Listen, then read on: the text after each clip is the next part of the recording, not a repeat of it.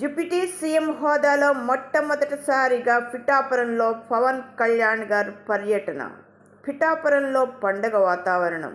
చేబ్రోలులో తన ఇంటికి వచ్చిన పవన్ కళ్యాణ్ గారికి దారి అంతా పూలు పరిచి స్వాగతం పలికారు. జిల్లా collectors, officers, TDP incharge Varma గారు హాజరయ్యారు. తర్వాత పిఠాపురంలో స్వయంగా పెన్షన్స్ పంపిణీ కార్యక్రమంలో పాల్గొన్నారు. పెన్షన్స్ పంపిణీ కార్యక్రమంలో మాట్లాడుతూ పవన్ కళ్యాణ్, నేను జీతం తీసుకుని పని చేద్దామనుకున్నా, కానీ పంచాయతీరాజ్ శాఖలోని నిధులు లేవు, డబ్బులు లేవు. అలాంటప్పుడు నాకు జీతం తీసుకోవడానికి మనస్కరించలేదు.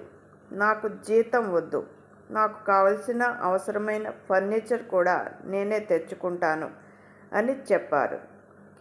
వేల కోట్ల ప్రజాధనాన్ని ఇష్టానుసారం దుర్వినియోగం చేసే ప్రజా నాయకులున్న మన దేశంలో ఇంకా అధికార మదంతో మంత్రుల తాలూకు ఆడవాళ్ళు కూడా అధికారుల పట్ల ప్రవర్తించే తీరును చూస్తున్న ఈ రోజుల్లో ఇంతటి హృదయ సంస్కారం ఉండటం ప్రజలకు మంచి రోజులు.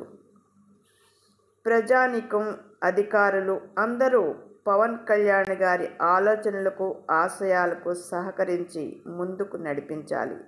అప్పుడే ఆంధ్రప్రదేశ్ స్వర్ణాంధ్రప్రదేశ్గా